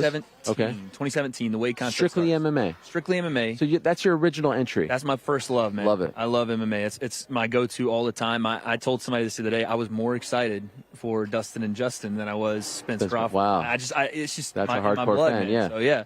So I start doing these live commentaries because I don't have a college degree. I'm sleeping on the floor of an apartment in Florida, just trying to figure out what I want to do in my life, man. I'm 24 at the time, and I'm just played college football, did the whole sports thing, but had started training Muay Thai and really enjoyed the sport. So I started watching more MMA, and I'd watched it when I was a kid, but really getting back into the sport. So I started doing these commentaries. Always wanted to be a broadcaster. Dropped out of school, didn't finish, but I'm doing 9 hours from early prelim UFC. The whole thing. And the watch parties myself. You get the little ticker on YouTube, like 2 people watching. And I knew one of them was myself on a different computer. No. And the other one, probably my mom. So, wow. So and that's not discouraging. Oh, it was for sure, but I was already working 2 other jobs. I was actually in training to be a pro wrestler for a bit. You're kidding? Yeah, man. So, Team 3D School down in Orlando. I was there for a bit. Kissimmee. Yeah. And then the hurricane that came through from and wiped out and messed up Puerto Rico and came through to Orlando. They shut the school down for a bit, and I ended up doing something else. But yeah, man, I was down there. Devon ran the school, and how far along did you go? Did you have any matches? 6-7 months. Any matches? No, I mean, little practice matches. Sure, but not in front of a live crowd. No. Wow, I didn't know that. Yeah, I learned to take bumps, the whole thing. It was it was tough, man. Bumps are no joke. But I remember Billy Gunn also was a trainer there. He said I had a nice head shoulder tie lockup, so I had a nice little collar. Wow, that's a nice when he says that, when you get the rope, yeah, he is just. You want to talk about still to this day, wham, dude, in his 60s now, 60, yeah, something crazy. like that. Anyway, so I do that. And I'm doing that for about 3 years, man. I moved back to California. I'm working as a bartender waiter at a restaurant, and I'm cleaning carts down in Orange County, where the Orange County housewives be, So yeah. It's a little, you know what I'm saying? It's a little easier, but a little harder. But I'm doing that and just stuck on 300 subscribers, 3 years in the game doing it. And I do like a live show, kind of like the MMA Hour, but way less produced and way less good. It was not good at all, but I was doing it, and finally the MMA kind of, I don't know, fell into influencer boxing, I guess. Okay. Because it started. In 2018, influencer boxing started, and I started watching it, and I was like, I have a small amount of training, and everybody's looking at this and kind of just making fun of it. Why not talk to the aspect of I know enough to know I don't know a lot? Like, I can't go and critique Canelo's boxing because why? Who am I? Sure. But I can show you guys where these guys are as far as their boxing skill relative to how long they've done it, because I've been through it.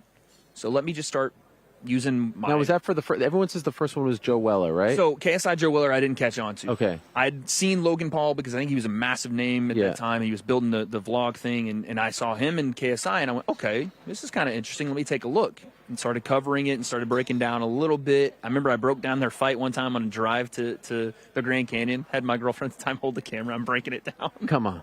It's an hour or You're two just in the grinding, car. yeah. Just going, man. Yeah. So, and then it really started to go off when I covered what's crazy enough now, my co-host on the Breakdown podcast, sorry, plug there, Face Sensei and KSI did a spar, and I broke down the spar, and it took off, did like 100,000 views or something, and also the Jake and Nate fight was around that time, and I was just continuing to look, and I'm kind of just going everywhere with this, but Chael Sonnen. By the way, for a second you said Jake and Nate, and I was like, Jake and Nate Robinson. Right, yeah, Robinson, the first one, part one. Yeah. So we're now in like November of 2020. Yeah. Yep. Yeah. So I just continued to grind, and I started to just take little bits and pieces. People don't even know I was working for another YouTube channel at the time. I worked with the NBA Summer League for a bit. Really? I've lived like 20 lives, I feel like. I used to go to LA every week pretty much with 200 resumes in my car and just slide them under Fox Sports and slide them into Showtime. I posed as a student at LMU one time to try to get in front of Showtime. Wow.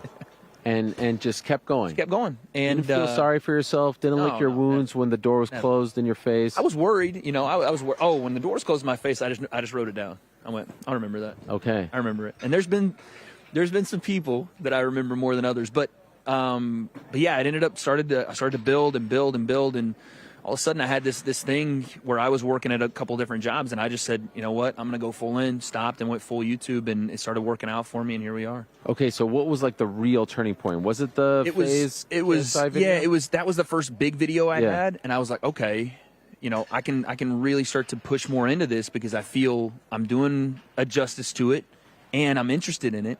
And so I started going back through the catalog of YouTube boxing and running through those breakdowns, and then the big moment where I went, I can do this for real, was when I don't know if you know this, the YouTube versus TikTok card they did in Miami. Yep.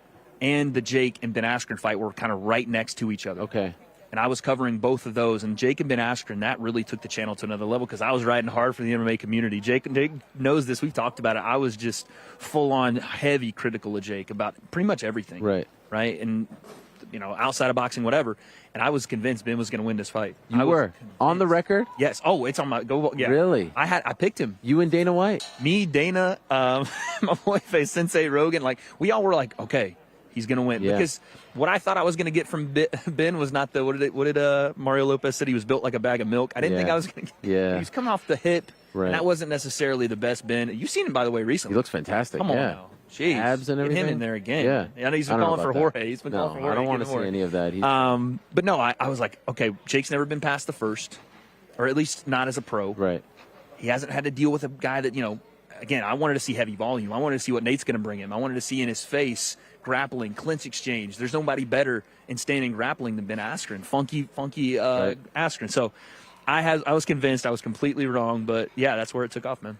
It's an amazing thing. Anytime you look at anything that you post, like, you have a great connection with the audience. Yeah. They root for you. They want to see you succeed. Yeah. They're happy for you, right? Like, and that's not easy. It's not easy to develop that. Why do you think you have that connection with the people? I think from the moment I started, the one thing I didn't want to be was fake or corporate, or I didn't want to lie to people, right? That was my big thing. I didn't want to lie, and I'm heavy on interactions. I don't know if you've seen me on Twitter. I'm probably the worst follow on Twitter ever because I respond to everything. Okay.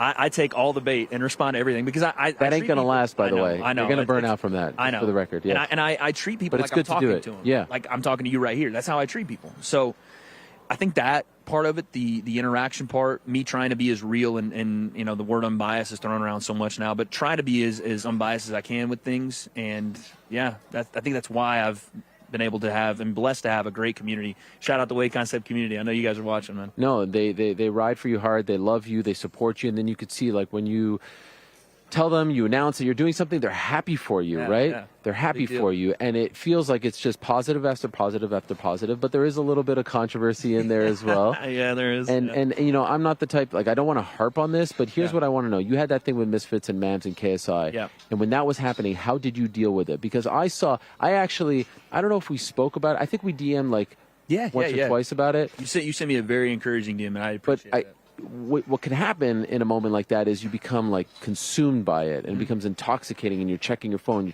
Yeah. and it becomes depressing because you may feel as though everything that you built is now being taken away from you. Away from the phone, away from the camera, away from everything. How are you dealing with all of that as you're now the center of attention for something that's maybe not as celebratory and positive? Yeah, that was kind of the first time where I had felt major pushback. And it wasn't pushback in a sense of anything that I had, like, professionally. It felt personal, you know, and that was the big thing. I'd never felt and experienced something like personal like that. But I had good people around me, man. Shout out to Face Sensei, my brother, True Jordy, Brian, who you know. Yeah. Shout out Brian. He was there and said some very encouraging things, and basically just said, you know, don't do anything emotional. You know, be able to take in this moment and just weed through all the way things are said and address what has been said. And that's what I did. And like I said, away from the phone, I was for sure nervous because that's a massive company YouTuber thing. Focusing on you, that can be overwhelming, and it would have probably overwhelmed me had I not been surrounded by good people. But essentially, yeah, I just addressed what I could, and that was it. Biggest lesson you learned from that experience? I think you've actually taught me that lesson. We talked yesterday on my show, and one of the biggest things I took away was, like, I can't do everything, right? And at some point I have to realize that there are things that I want to do but maybe can't, and remain as real or unbiased or myself, independent as possible, right? And I think you've taught me that. And watching, I told somebody this the other day, Ariel Helwani, for a lot of the guys in this industry, I want to just, you know, give you the rub here for a sec. We walk in your footsteps. Stop it, man. What is this? You created this path, and I step through those footsteps that have already been made. And to watch you go out and be independent and not, you know, be squashed by, you know, one of the biggest people and companies you could have been was a big help for me, because one of the first things I thought about, I was like, okay, this is what I can do. And that's my biggest takeaway, is that maybe I can't be a company guy all the time, but I would rather be real, and I'd rather be myself and have my own opinions than be a company guy in lieu of saying something I don't believe. I mean, first of all, I appreciate those kind words. I feel like at some point this can be rectified. I see all the time that people are asking you all the time, when are you going back? And that's got to be annoying. But listen, you're doing great things. Yeah. You're a part of this. That is tremendous. And it feels like you continue to level up. And that's what typically happens when you are positive and you treat people the right way and you do things the right way. Other opportunities are going to come. Yeah. Even if something gets slammed in your face, that's why I asked you, like, you don't feel sorry for yourself. You don't lick your wounds. You don't say, woe is me. Yeah, right. You don't, like, get lost in the comments and people who are trying to, like, root for your demise. And I'm sure there's not many of those. But you just have to, like, keep going, keep forging on. And you're 30 years old, for God's sakes. Yeah. All of a sudden I woke up and I became the old guy. I don't understand how this happened. It's not the old guy. It's the industry standard. It's the trailblazer. What's the dream job? What's the absolute dream job? I mean, I'd be lying if I didn't say I wanted to sit cage side and call MMA fights for the rest of my life. That's the one. That plus, you know what it is too, and I can't believe I'm on the MMA Hour and I'm able to say this. I look up to you, and I look up to a guy like Pat McAfee. He's the man. Incredible. And I watch him. I played college football. I played football for 17 years.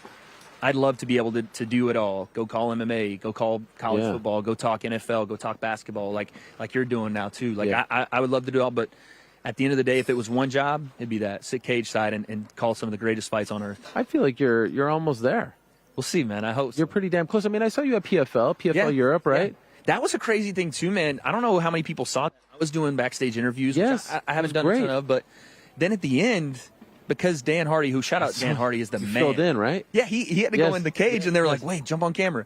And here I am sat next to Stefan Struve, and I'm like, oh, hey, what's going on? It felt so good just to be in the pocket. You know, they call it that. Being in the pocket, it felt great. It felt like more of that. Home. Yeah. You going to do more? I would hope so, yeah. I'm not scheduled right now, but we'll see, you know. Yeah, because PFL Europe is on DAZN, right? Yep. That's the connection usually for stuff for me. They have other MMA, Octagon on DAZN. They're getting more and more involved in the world of MMA, so I love that.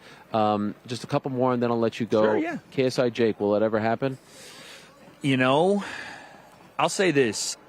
It seems like they've gotten this close a couple of times. It's tough to go right back to the negotiation table after you've been that close. I understand that, but it seems like it can get done. It should get done, but it's going to be incumbent upon both camps, again, to come back to the table. like you said yesterday, drop the pride and just figure it out. Just figure it out. I don't know if it's weight. I don't know if it's money. I don't know if it's location, commission, whatever it is, figure it out. Because if Jake wins here and KSI wins there, it's the only fight.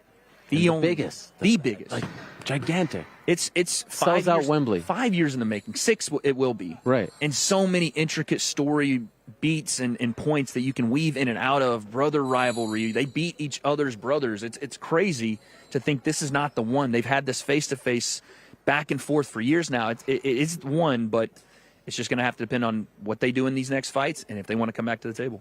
Does Nate have a shot tomorrow? Absolutely. Okay. I saw Shawn Porter up here talking, and Shawn You is did the man. 13-second breakdown of his mark. I know. No, of his hitting the mitts. And I was like, wait, 13 seconds. I brought this up like a million times. I was sitting over here, I was like, yeah. But no, I saw Shawn talking about how, the differences in cardio, and he's right. Yeah. A lot of MMA guys do struggle with coming to the boxing complete output just over and over. Nate's not one of those guys. Nate's not a high-level, explosive, fast-twitch athlete like Tyron Woodley is, right? Anderson Silva, while Jake has now fought a southpaw and Anderson, that's a massive thing for Jake. He's not the same striker as Nate, right? I talked to you about this yesterday. Nate is not even a boxer. He's not an MMA fighter striker. Right. He learned how to strike from Cesar Gracie, Right. who is not any sort of technical striker. So you're talking about a guy that you can't really prepare for how he strikes and what he does as far as like his volume plus the slaps plus the heavy digs. Like he switches up the volume with the power with the volume, and it's just a tidal wave. So I think he's got more than a chance. It's just going to come down to Jake's level of experience dealing with volume, pace, pressure. He's dealt with 2 out of the 3. This one's going to be all 3. Shawn brought up a great point. It kind of like struck me in the moment, and then he sort of, he cemented it when Nate said up there, I saw it too. He said, what did you make of that? No matter what happens tomorrow, you still can't win a real fight. I think it was a little bit of kind of goading Jake because they've been talking back and forth about like doing an MMA thing. It does concern you to hear it because it's like, what do you mean no matter what happens tomorrow? What are you saying? Don't do that, Nate. What are you saying? And then you also put into and I don't know if many people have talked about this. Nate is 37, right? But also he's fighting a couple of weight classes up than he's ever fought. And that's what worries me because he's naturally a big guy. But Jake's naturally a bigger guy. And we know that when you have to cut weight, you naturally have to get in better shape.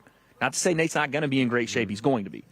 But fighting at a weight you're not accustomed to, I just wonder if that weighs on him a little more and we don't see that typical Nate surge. Still being in the fight, but maybe it's round 7, round 8, round 9, and we don't see that Nate really coming forward, really high pressure. That's what I worry about. If Nate wins, does he stick with this whole boxing scene or does he go back to the UFC? Listen, he was already in negotiations to fight Logan, right? Yeah.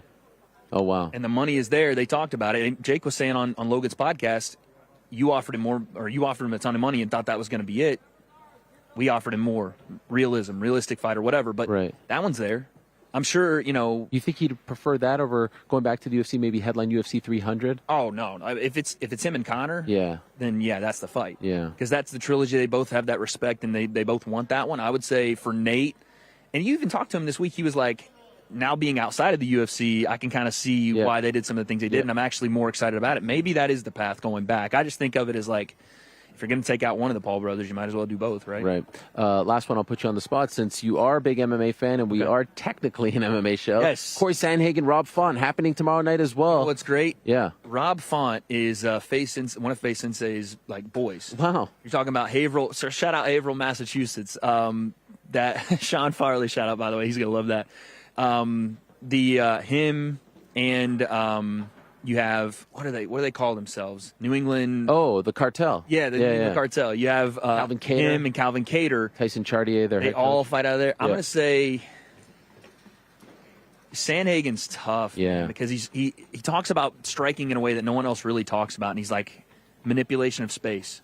And I enjoy watching him fight so much because he can manipulate you forward and backward, and then he can put volume on you. What he did to Cheeto, I was like, what are we doing here? Cheeto Vera, he's a slow starter, but he doesn't get dominated like that continuously, round after round. And it's not just the same thing. He's switching up the way he fights a guy that has desperation versus a guy he's fighting on the front foot. So I'm going to say, God, I love Rob, though, and his boxing is so clean. It's a tough one for you. I'm going to say Corey Sandhagen wins this one, man. I think so. And I think it's going to be a technical match. And I think at some point, though, Rob bites down on that mouthpiece, and maybe that is the reason I see a stoppage here for Corey. Oh, wow. Yeah. I'm a big fan of Corey's. I think he's a potential future champion. I also think Tatiana Suarez, who's fighting in the co-main event, a potential future champion. I feel very confident in saying that. She obviously has to get by Jessica Andrade, but Tatiana Suarez, if she can realize her potential, is going to be incredible. You are realizing your potential, my man. You're doing a great, great job. It's an honor to be up here with you. It's an honor to be on the show with you and Ade, who I love as well. And I think both of you guys are doing tremendous work, and you have great voices and personality and your own unique style, and that's very important. And I tell a lot of kids, like, look at what you are doing because you found an opening. Yeah. You know, no one was really doing that sort of thing. So, and for the most part, from what I see, you're positive, you're energetic. It's not hate, it's not negativity. Yeah. There's a lot of that out there. Yeah. You're shining, you know, a fun, exciting, positive light on combat sports, and it's really a lot of fun to watch. So keep it up. Good luck tomorrow. Thank you, sir. Pleasure to be up here with you. Sir. And thanks for joining us. Of course. Hey, MMA Hour to the top, man. This is a legend right here, Ariel Helwani. Appreciate you, man. Thanks so much. There he is, Wade Plem, an absolute mensch of a human being, and he will call all the action from the start of the card to the finish. Prelims, main card, globally, DAZN pay-per-view, tremendous stuff. What a great guy. Really enjoy talking to him and meeting him this week for the very first time. All right, in a matter of seconds, we are going to be joined by our good friends, GC and New York Rick. I do want to let you know that today's program is also brought to you by our other good friends from DraftKings Sportsbook. You could take your shot at huge wins with DraftKings Sportsbook. You can win big. Usually I have my computer up here. Now I look like a jabroni reading off my phone. I'm not reading You look text. great. Okay, thanks, Frank. I'm very, very self-conscious at the moment. In any event, big with money lines, props, parlays, and more. Right now, new customers can score 150 buckaroos in bonus bets instantly. For betting just $5 on anything, download the DraftKings Sportsbook app and use code the MMA Hour. Again, that's code the MMA Hour only on DraftKings Sportsbook. If you have a gambling problem, call 1-800-GAMBLER. In New York, call 877-8-HOPE-NY or text HOPE-NY. That's 467-369. In West Virginia, visit www.180 gambler.net in partnership with Hollywood Casino at Charlestown Races. All games regulated by the West Virginia Lottery. Please play responsibly. And also terms over at sportsbook.draftkings.com/terms. Also want to give another shout out to our good friends over at DAZN. DAZN.com is where you can get the pay-per-view tomorrow night. There it is. Paul versus Diaz going down on Saturday from right here at the American Airlines Center in Dallas, Texas. And what a week it has been in Big D all week long from the open workouts. And it's been so nice because really this is my first time working in earnest with DAZN. And everyone has been great. Everyone has been welcoming. Everyone has been kind. But every so often you can look around and see some familiar faces. And I said on Wednesday, this was the highlight of the show for me. These two jokesters holding the microphone like professional broadcasters. We got to throw it over to you once. It was just one and done for you guys. I don't know if someone gave you the old hook, but it was just absolutely amazing. Here they are. They need no introduction. There was only one way to end today's show and to end the week before we get to Saturday night with these two guys, New York Rick, GC. Hello, guys. How we doing, man? This is great. Good to be with you. Busy week, Should I huh? scoot over? No, you're good. No, I feel like we got enough room. Why are we man. not? Are we? No, I mean, can we're we too just talk about cozy. where we're I feel at? like, yeah. Are we just posing? Hey, Joe. Oh, What? What happened? Well, I don't know what happened. I don't know what Joe I said. think these are supposed to be, you know. yeah. Okay, I didn't know if we were posing or not. Yeah. Get out of Guys, here. Let's just. I mean, no big deal. Yeah, I mean, we're taking photos in the middle of the show. Act like we've been here This before. is the paparazzi. I mean, can you not deal with that? What about this? Can we GC talk telling me, about by the way, you've been here before. Like, he's never seen this sort of thing, right? Yeah, behind the scenes. I mean, They're actually building the ring behind us. like look at it. Like we're the floor of American Airlines Center, the house Mike Madonna built, Dirk Shout Nowitzki out. built, Yeah. Luka Doncic currently building, Dwayne Wade NBA Finals. That's I right, mean, 2011. a lot of moments, and now here we are, the MMA Hour. Isn't that crazy? Live On from the the floor, zone on and the zone. the I mean, look MMA at hour. these microphones. How pretty. Yeah, it's wild. Also, I want to let you guys know this little tidbit. There was a chance that this event wasn't going to happen in this arena and maybe not on this date. You know why? Because they're actually updating their video screen. As you can see, they're putting, there's no Jumbotron. And so they were, because it's off season, there's no Mavericks or Stars playing. So this is actually a custom one that they had to bring in because they didn't want to have no video screen. But there was a moment where they were considering putting this event somewhere else. Beginning Not stages. at American Airlines. Not even in Dallas. Not in Dallas because of the screen. So I just looked at it. I was like, oh, wow, that's a screen I heard about. Yes. They're making This it. screen saved the event. Incredible. This is it. I mean, this arena is huge. Yeah. It's absolutely magnificent. I can't believe. Would it kill the cameraman to zoom out? Is that too much to ask? GC's producing this. I mean, directing it. Wow. Yeah, he's he wants asking a little for- extra. He's He wants a like, little wow. Rick, how's your week? I mean, look at there it is. There it is. That's an yeah. American You know what? Airlines That's a good Center. call. It's nice that you did that. Look at that. that. I mean, what, a producer or something? Is that what? Does it feel weird that we're here? Like, does it feel like how did we trick people into letting us do this? Yeah. Yeah, We're all grown up. I mean, look at this band right now. I mean, it feels like we're on a professional. We've never, broadcast. by the way, I we've mean, never had this an act. We never even had a cameraman before in the studio. normally it's the just- operator It's is, just stable down. I mean, It's just if I get up, it's just like my chest in the studio. Everyone keeps telling me, they're like, man, you guys run such a tight ship here. This is really What is the professional tight stuff." ship? I'm just like, yeah, sure, yeah, I guess that's what we're gonna say. This is There's a tight no ship. It's not tight, and I mean, there's look no at this. ship. We got the Celsius. We got the Can I have Celsius. one? Yeah, go ahead. Go Enjoy. nuts. Crack that open. Can I How's your week? It's been great. Birthday week? Yeah, I mean, more the work aspect of it. Paul Diaz has been good for the social media handles. Follow at MMA Fighting if you haven't already. It's been a good week. Is it doing better than you thought? No, I mean, who's been the biggest fan of this fight since No, the but moment meaning it in was terms made? of social, because sometimes people look at the numbers. Like I saw yesterday, you had a 2 million one on TikTok, and maybe Oh, that's more up now. to like 4.7. So Wow. compared to Tommy Anderson, the Woodley fights, where is this one tracking? I your think opinion? because of the crossover with Nate Diaz to the MMA audience, Right. and them wanting him to beat Jake Paul this badly, I would say the best one of those so far for sure. Really? Yeah. Wow, and it's not a Socially, lot of yeah. negativity, like, No, as I said, I think the storyline for the MMA fans is like, go beat Jake Paul. They're rooting for Nate Diaz. They are pulling for Nate Diaz as much as they possibly can. So yeah, it's been very good on social. And I feel like Nate Diaz, of all the people that have fought him, I know Anderson Silva is such a huge star and he has a ton of fans, but like, man, these people get behind Nate Diaz. When he walked out for these What a ceremonial weigh-ins behind us, yeah, you talk about a pop. I mean, all he has to do is throw up the It's flex. amazing. And everyone just goes crazy. Stone Cold-esque. Can we take a look at the weigh-ins? I want to get your thought on it because I ran through it earlier. I'm talking about the Diaz-Paul weigh-in from earlier, and then the face-off was the real juicy stuff. First of all, can we give a shout-out to Old Chael P? Old Chael showing P, up. man. First of all, I was up there, and they weren't going to let him go. They were stopping Chael from going on the stage. I was like, no, let's see American nobody Gangster. stops the American Yes. Gangster. What He's about not Chael getting in there? Sunglasses. I let you get Sunglasses look so good. I've seen a lot of "Can't Let You Get Close" memes based on Chael trying to hold Diaz Can we back. talk about him? He's really setting the boundaries. He's really playing the alpha. He's the enforcer. I mean, he's really being. So what did you guys think? Like, if we're to rank this? This was good. I mean, by far the best of the Diaz Paul face-offs. We've gotten 3 already. This was by far the best one. Diaz Most going for the animated. kicks, Jake going for the shadow boxing right in front of his face. Yeah, I felt like there was good energy. Both of them throwing up the birds throughout. Yeah, it felt good. You talked about it with Wade. What Nate had to say. Whatever happens. Yeah. How'd you feel about that line?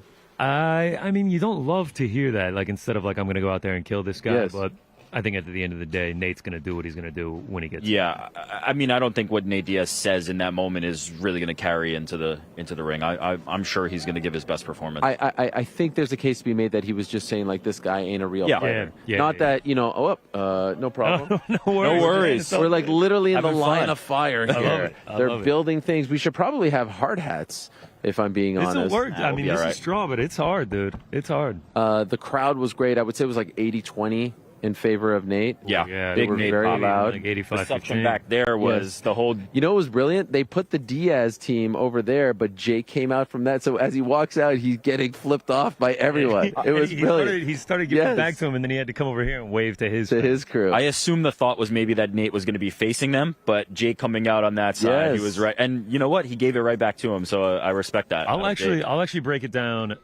Please. 85 Diaz, 14 Oh, Paul, What's one? 1 Helwani. Yeah. We had Nice the little sign, pop. the 10-7. Oh, was it there? yeah, I didn't someone see got it. my attention. They were like, Another one? Oh, yeah, did you see? Look, yeah. Yeah. It may have been the same guy, but I mean, still, looked good. Can we save another %? Can we take one from somewhere and save it for Chael? I feel like that's. Did Chael get a pop? Yeah, I mean, He did. When he came up. It was hard to tell up there. No, when he came up, the people's eyes lit up. I mean, when It was a great Chael's little on the- surprise. Oh, Yeah. Chael showing up with the glasses Fantastic. as the enforcer. We've had GSP in the past up there, but I think Chael, from what I understand, Chael was a personal invitation from Nate. Like he wasn't wasn't neutral. Nate said he wanted him here. Chael was here with his son. Did I know in advance? Maybe. Did I ask Chael Pete to come on the program? Yes. Did I get the old stiff arm? Uh-oh. Wow. Yes. Wow. Oh, do I have to pull back the 1%? All right, I'm sorry. I mean, I don't know. Imagine Chael P right here, American Airlines Center. I thought he was a shoo-in. Chael, you good? We'll open the show around the bad guy on the road. Nothing. No. Maybe he's just focused. He's here specifically to be Nate Diaz's enforcer, and he can't do anything else. I mean, he was a secret. And he was a pops secret. up. It's incredible. Not a lot of secrets in this business. Yeah. Best part of Dallas so far, GC? And how do you feel about Georgia Cowboy? Does that work? Are there Cowboys in Georgia? Not so much. I mean, like here, this is like real. This is where the Cowboys are at. I mean, you walk back here. I mean, we've got security and stuff. People just wearing cowboy hats, just for fun. Like this is not a gimmick. I don't think it's fun. I think it's a style. It's a fashion choice. I mean, there was someone back there working on this set. I can't see him right now, but he had a cowboy hat on as well. Like this is yesterday there was a concert here. Thomas Rhett. Oh man, yeah, Rhett Thomas. Thomas Rhett. Yeah, he was. It was cowboy hats and cowboy. Yeah. I mean, it was just Never a been lot. to a country concert before. Never. Wow, they're a lot of fun. Wow, we're true East Coasters. Yeah. I mean, East Coasters. Georgia is on the East Coast. I mean, no, but like Northeast Coasters. Yeah. Cold beer on a Saturday night. Radio Friday night. And the radio. Who's that again? Zach Brown Band. Zach Brown. Been to a Zach Brown you know that song? I know that song. I didn't know the a little artist. bit again, you know. Chicken fried. Yeah. There it is. There it is. Not bad. Yeah, I don't know. What has been the best part of Dallas? The heat? Has that been your favorite? Yeah, it has been intense. Reunion Tower, we went yesterday, got to see a nice skyline of Dallas. Really gave you a nice perspective on how big it is. Cotton Bowl, saw that. How has Frank been with the tidbits, with the knowledge? Has he been flexing a lot? I was hoping for more facts, but Frank, I mean, you can chime in and deliver this one. Please. He gave me an actually mind-blowing fact about Texas. What do we got? What do we got? All right. So if you were driving from Los Angeles to Houston, the halfway point is in Texas. Flip it. If you're driving from Houston to Los Angeles, the halfway point. Wait, well, that would be the same. It's the same distance. Well, I mean, I know, but you can get halfway there, and you're still in the state of Texas. Yeah. Wow. To I feel like be you fair, kind of actually, botched no, that. it's not exactly the same. It's El Paso. Yeah. El Paso, huh? But Do you want to do that again? I feel like you botched that, Frank. No, that is interesting though. That is I feel interesting. like it was taken away from me. Man, you guys are like kind of quelled. I was like, actually, No, that is No, insane. it is very yeah. Why? Because is Houston No, it's south? Because it's because Texas so big. is so Yeah, massive. no, I know that, but like, are you starting all the way at the bottom? It's like southeastish, I believe. You know, I'm Is I'm Houston brushing more up. north than Dallas, And or vice versa? Houston south of Dallas. South of Dallas. Okay, south of Dallas. we're learning. We're learning things. Oh yeah, no, Yes. I'm getting acquainted. With the I need to ask geography. something. 4 hours. Our 4 cameraman is telling I need us. to ask See, something. This is what we don't get when we don't have a cameraman in the what I'm studio. saying. We get That's this what I'm saying. insight here. It's tremendous. And Did Frank tell you that? Yeah. Okay. On the I way wasn't to- sure because you knew it better than he did, so I wasn't Because sure I was what happened there. I was so was mind blown. I taking had it to away. confirm it Okay. yesterday on the internet. Yeah, he told us on the way to a reunion. We did have a Amazing. nice barbecue dinner on Wednesday. Yeah. We did. Frank took us to a questionable Tex-Mex spot on Thursday. questionable. Excuse me? No? You guys thought it was good? I thought it was good. Yeah. I loved it. Oh, you did? Okay. One hating as you. The sushi was okay on Tuesday for Rick. These are good too. I mean, geez, tough crowd here. No, I'm still waiting for my banger meal. I haven't had a banger meal. I have to say, the barbecue, I was a little bit mind blown at how expensive it was. Oh, yeah. I got a bang. I went to a banger spot for lunch today. What'd you get? I believe it was called Flower Child. If it was, shout out to them in Dallas. What kind of food? Delicious. Just like healthy options. Make a bowl. Had a little hummus.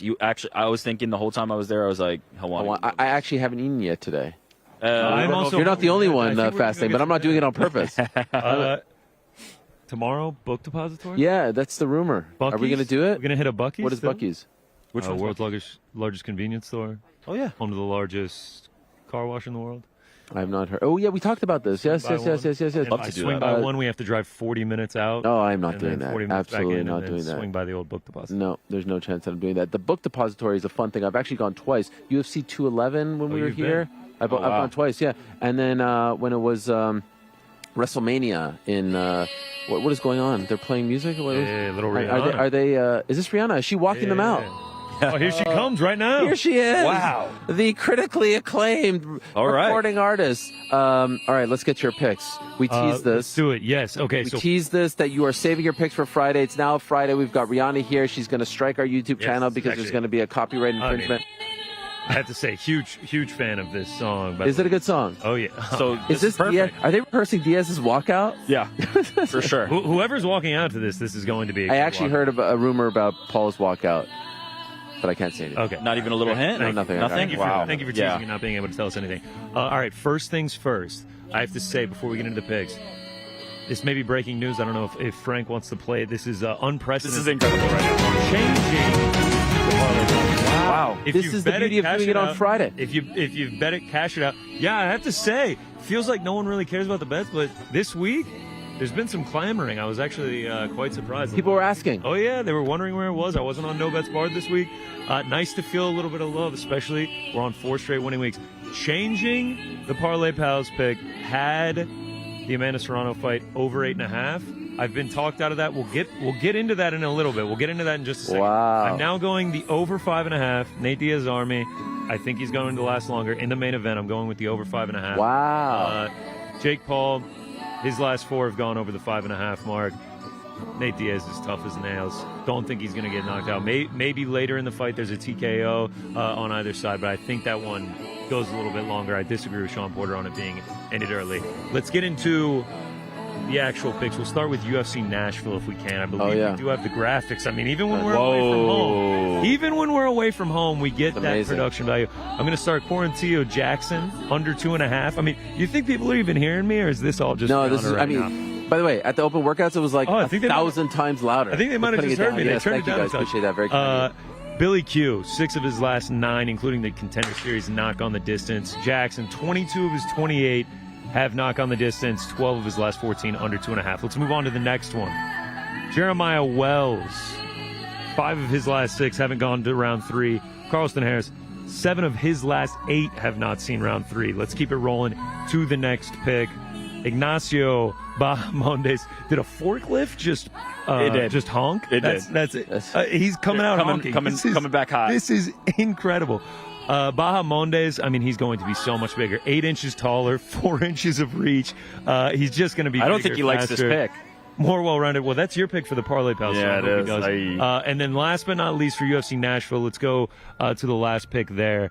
I'm going to take the under 2.5, Tatiana Suarez and Jessica Andrade. Oh, I like that one. Oh, that's a good fight. Queen of Chaos, 9 of her last 11, ending in round 1 or 2. Suarez, 4 of her 6 UFC wins, ending by finish. Andrade, I think she's going to push the pace, and I think Suarez will have to dance with her, and someone is going to get finished. Let's move to Paul Diaz. Yes. Hotly contested. Here we are. Amanda Serrano, Heather Hardy. I'm flipping the pick from the Parlay Pals. I'm taking the single. I'm riding with Rick. I am now taking the under 8.5 plus 115. Despite 6 straight fights going over 8.5 for Amanda Serrano, despite her already having fought Heather Hardy to a decision, them being very friendly, very cordial. Yes. Rick here claims confident lock of the week, Yeah. lock of the century, lock of the millennium. There is no way that this does not go under. I mean, I was getting slandered at dinner last night. Didn't he say third round? That was Mike Heck. Shout out to Mike Heck. I mean, they were getting right up in my face. It was getting intense at dinner last night. How confident they were in the under 8.5. So confident. Rick has also thrown a couple units down on the under 8.5. I mean, they are that confident. I like it. In this going, I said, all right, listen, I'm a ride or die. That's what I'm going to do with Rick. So we'll ride together. I appreciate that. On the under 8.5. And then lastly, we will go to the main event. No side for me. Hard to have a real firm thought process on what's going to happen here. I'm going with the over 7.5. Paul, 3 of his last 4 over the 7.5. I mentioned Diaz, tough as nails. I think this one's going to get extended. I think we're going to have some fun, but Frank doesn't think so. We can clear off the picks here. We have to get Frank's thoughts. Yeah, Frank has strong thoughts. Strong thoughts. Oh, something big is happening when he starts it off with "Look, man." Tell us, Frank. I just want you to understand. I'm looking, Frank. I like Nate. Yeah. But I feel like Jake is going to finish this. Wow. Yeah. So when he does, I'm never going to shut up about this. What's the like Nate part? but Jake is going to finish Well, it. Like, what's the? I wouldn't be mad if Nate won. Oh, I see. He tells me if Jake Paul finishes him in the first 4 rounds, we will never hear the end of it. He said he is going to go on an absolute tirade in Dallas. He's going to paint the town red if Jake Paul gets this done in the first 4 rounds. I mean, he is a problem child. He has come out and said that he is a problem child himself. So he's not making a pick. Are you making a pick? No, you know what? I want to say I'm a lot more like GC, and we've been checking in on my levels, right? First announced, what was I, 10 out of 10? Yeah. We fast forward to the week, 13 out of 10. Yep. As we the might be going up. We might be 50. Oh yeah. 50. Oh, 50. We might be 15. After today was good. Press conference face-off was good. The face-off was now electric. That we're here, now that everything's going on, I actually am really excited for tomorrow night. Yeah. I think it's going to be awesome. And the thing about this fight, and it speaks to what GC was talking about in the betting aspect of it, I have no idea what is going to happen. If Nate finishes him late because Jake runs out of gas, I wouldn't be surprised. If Jake finishes Nate because the power is too much and Nate's too shop-worn, I wouldn't be surprised. I think Nate's going to... He's going to surprise a lot of people. Ultimately, does he win? He has a great ability of saying, hey, I won that fight even though he didn't win. Like, who knows if he actually gets the nod, but I think he surprises a lot of people. What's so funny? Just the not music? the music. These The forklifts are peeling, dude. I mean, we're getting the reverse, It's the amazing. backups. We're I getting love along, it. and they're absolutely peeling. To your guys' point, I think Nate Diaz is going to show out a little bit more than people are expecting him. I mean, minus 160 is what Frank took Jake Paul by knockout. I mean, 3 of his last 4 have gone to a decision. I think Nate Diaz can hang. On top of that, didn't do it yet. Maybe a little sprinkle. I'm talking just a little bit of lunch money. Nate Diaz by decision plus 900. Wow. Oh, my God. I can see a world where he steals later rounds and maybe gets to a decision. I'm not for sure. saying it's a sure thing. This is a tough task for Nate Diaz making his debut. Jake Paul, he switched coaches. He's hungrier, obviously hungrier than ever. He cannot lose this fight. But, I mean, if it gets extended, he's got the cardio. He starts getting comfortable in the boxing ring. He steals some rounds late. Plus 900. I mean, if this is close and you're going to the cards, that would be something. Actually, speaking of Frank's his fandom for Jake Paul, he pulled me aside. I think we have the picture here. Frankie is one of the biggest Jake Paul fans. Really? He's a big Jake Paul mark? Look at him. Wow. With the robot. Frank, you got a shot with the robot? I honestly actually thought Frank was in the robot. Frank, how cool was that? Frank? That's the highlight of my day. Please, no. Highlight of your day. Please tell me what you said to the robot. I came up to him and I said, you do such a great effing job. I can't keep my eyes off of you. Wow. And Wow. He wasn't on the stage. I've never heard Frank say anything that nice about He said, anything. I love all your work. I watch all of your work. I'm your biggest fan. This is a tremendous We saw the man behind the mask. No, there's no man. Did that It's just a hurt robot. anything? No. I saw the engineers making sure the Yes, actuator was yes. working. Putting the oil in. I love it. By the way, it happened already, but I wonder what the line was of Jake saying to me, I'm going to F him up, Ariel. I would have had that. Ooh, he went in my face at one point. I was like, oh, jeez. I gotta say, I thought I was wearing glasses. Some people are saying cringe and all this about the dog and sending him back to the cage. Yeah. I like the wordplay there. That was good. I thought it was good. It was and good. I would have had him yelling in your face at minus 3,000. Yeah. Of course, no doubt. I'm effing him up. It's his thing. Can I say one of the brilliant master strokes of this week? Nate Diaz doing questions and answers instead of working out. Yeah. The intrigue that is maintained in this fight because of that moment is brilliant. The sight of him in the boxing trunks wearing boxing First gloves time we is see going to it. be Yes, riveting. yes. I was actually thinking about that during the weigh-ins. I was like, man, we haven't seen him in boxing gloves yet. Like, this is going to be crazy. can't wait. He played that perfectly, in my opinion, to build the intrigue. And so what a perfect way to end this perfect week. It has been so much fun, especially for this little show of ours, this little engine that could, to get this type of love, this type of treatment. Again, thank you very much to our good friends over at DAZN for the opportunity to work in conjunction with them. Shout out to the DAZN Boxing Show as well. Again, you can get the pay-per-view right now. You should sign up right now. DAZN.com. DAZN pay-per-view globally tomorrow night, August 5th, American Airlines Center. Obviously, we know the ESPN Plus pay-per-view component, and I think for Rick and I, it's pretty damn cool. You know, ESPN back involved. For me, being back on the worldwide leader airwaves, very nice. A homecoming of sorts. I'm coming home. Tell the world I'm coming home. Is this not being simulcast on ESPN Radio as well? Hopefully we get on game night afterwards. Yes. Oh, that'd Who be knows? If we fantastic. play our cards Live correctly. from Dallas. Yes, but you can get the pay-per-view right now on DAZN.com, and I'm very excited to be a part of the crew tomorrow, and I'm so excited that this program got to go on the road, hopefully the first of many, Obviously, we haven't done it. Hopefully, it's not 6 years until our next one, let's guys. do it soon. Let's do it soon. You know what I mean? This was a lot of fun, It's been a ton of fun. Yeah. And I feel like we've added a little bit of value to Fight Week. We've made it feel a little bit bigger. And now, as they say, the hay is in the barn. It is time to do the damn thing right here. Like tomorrow, you're going to watch this. You're going to be like, hey, the boys were here on Friday doing There it their is. damn thing. That's the ring. That's where it'll all go down tomorrow night. Gents, only one way to end the show. Thank you so much. Tremendous job all week. Tremendous job to the crew that has been working with us all week. The whole Flypack New York crew. Thank you very much to them. Big Joe over there. Thank you very much to him. Corporate Alex, of course. Thank you to him.